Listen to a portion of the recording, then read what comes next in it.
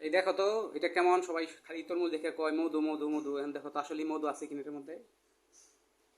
নিয়ে তো আসছেন, যদি খালি সবাই যে বলে মধু মধু, তারপর কি রসমালাই রসমালাই, যদি রসমালাই আর তরমুজের মধ্যে মধু না তাহলে হয় খবর আছে। তাহলে কিন্তু আপনার খবর আছে বললাম।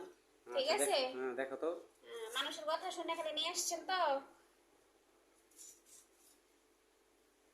আগে আমি কি বের করতে পারবো? হ্যাঁ পারবা পারবা, পারবা না কেন? দেখো মধু হওয়ার তো কথা।